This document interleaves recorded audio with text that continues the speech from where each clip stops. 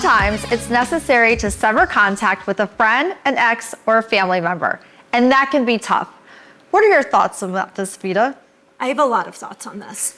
I think that this is the smartest thing you can do if you're trying to end a relationship. I have no contact with any of my exes. I have no contact with the few friends that I've had falling outs with. I haven't had a ton of them, but the ones I have absolutely no contact with them. I'm lucky enough that I haven't had to do this with family, but I would. I'm not beyond it. I think there is no reason to continue relationships and keep talking to them. Now, you are not the best with no contact. I 100% agree with you. Weren't you texting your ex-husband last night? However, when we separated for the 4th time last summer, I blocked him.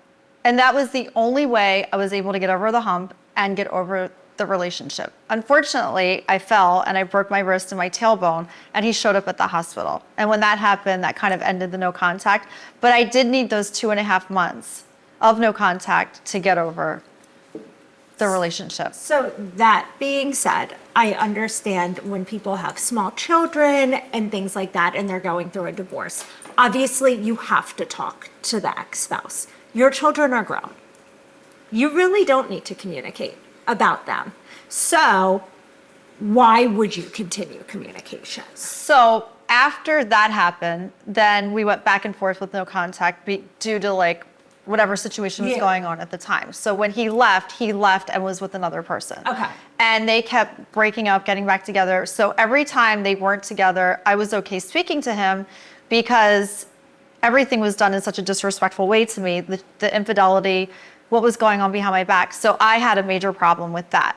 I didn't really have as much of a problem speaking to him as long as she wasn't in the picture, which because I was already to the point where I was over the relationship and I was over him, I felt like it was okay where I could communicate with him, and maybe not like on a daily basis, but I felt like the communication was okay. However, the times that he went back to her, I wouldn't speak to him because it was so disrespectful, the way that it happened, what he had done. He'd been seeing this person off and on for like 4 years behind my back.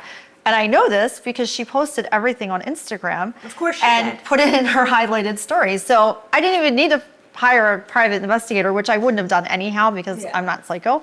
However, everything was clear on her highlighted stories. So I could see dates, the times they were together, in my private property, the girls in my bathtub. I mean, all these different scenarios. Okay, so pause for a second. Can we go back to the bathtub? Yes. Why was this woman in your bathtub? Okay, so behind my back, and we were already separated at this point, he took her to our home in Cabo for Thanksgiving and didn't tell anybody. So even the property didn't realize that she was there because he didn't sign her in. Stop. So he had her there. So he knew he was doing a dirty deed. Of course, he knew he was doing a dirty deed. So I'm with our kids for Thanksgiving in Miami. Originally, I was supposed to take the kids to see their cousins in Telluride, and I got a kidney stone, like last minute. Last minute. You survived dengue, and then you got a kidney stone. Yeah, I got a kidney stone. And this is right after I'd broken my wrist and my tailbone, so not a good year.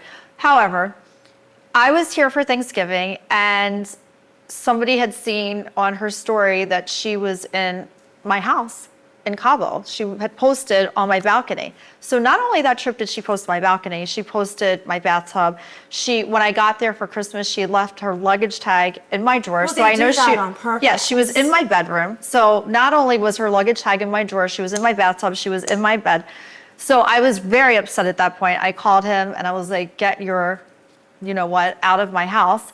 And he was like, no, Sandy, we're back together. Because at this point, they were back together after already being broken up. Of course they were. And he's like, no, we're back together and we are here and there's nothing you can do about it. If I had been psychotic, I would have flown there and dragged her out by her hair. I would have done that. 100%. And all my friends would have done the same thing. But I took the high road and I was like, okay, I'm not going to say anything. And then by Sunday, he emailed me, we're broken up again. You were right. She's awful. They fought the entire time they were there. So that's karma. And I explained to him before, I'm like, you can't cheat karma and God doesn't sleep. So whatever you put out there, you're getting back. And so then it just went on from there. So there were times this past year where I would speak to him and times that I didn't speak to him. Now we're fine. She's completely out of the picture. He's in therapy. He's been really working on himself, I will say. So he goes to this therapist like once or twice a week. Yes, and he's taken a lot of ownership and accountability.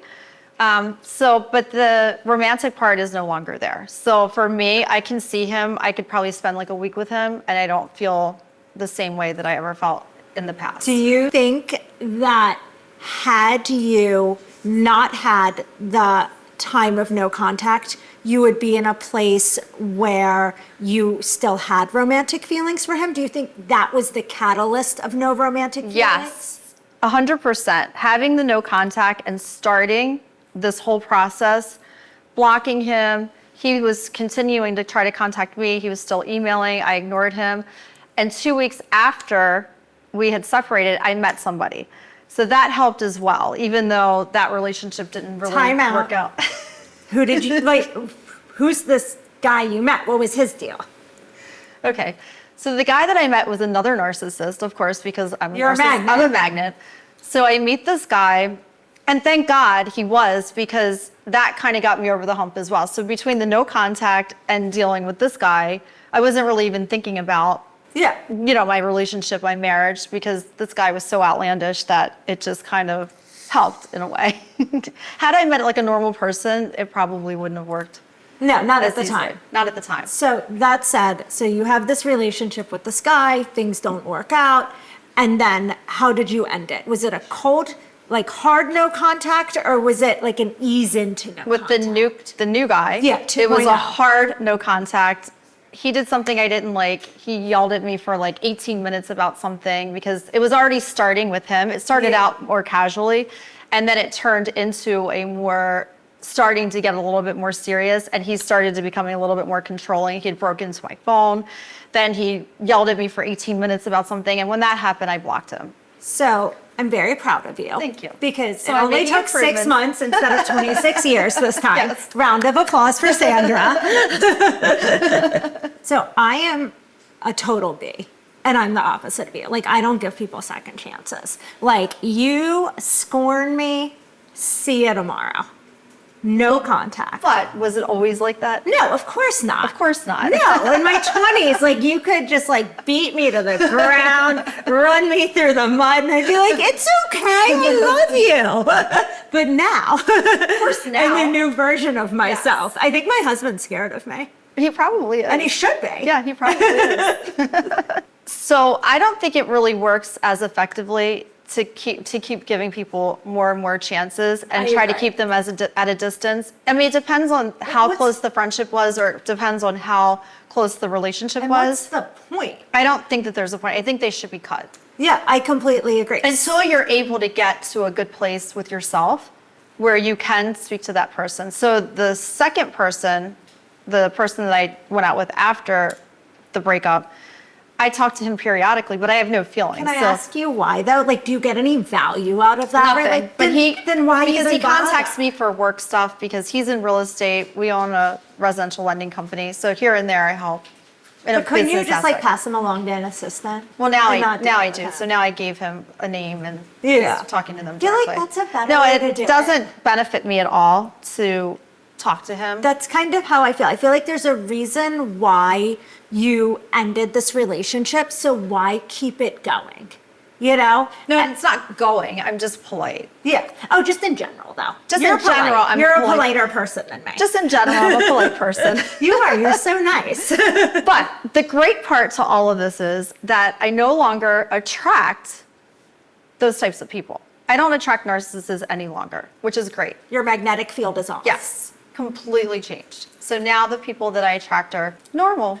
So we're sharing our experiences today, but for any of you who are watching and you're in a similar situation, it really is up to your own personal belief. We believe that you should have no contact, but it is a very difficult thing to do. So you just have to do what feels right for you.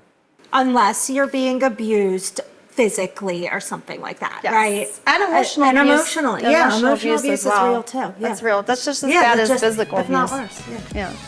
If today's conversation helped you, then why not share it with someone who needs to hear it? And follow me on Instagram at Sandra Lena Silverman for behind the scenes, real talk, and beauty tips that actually work.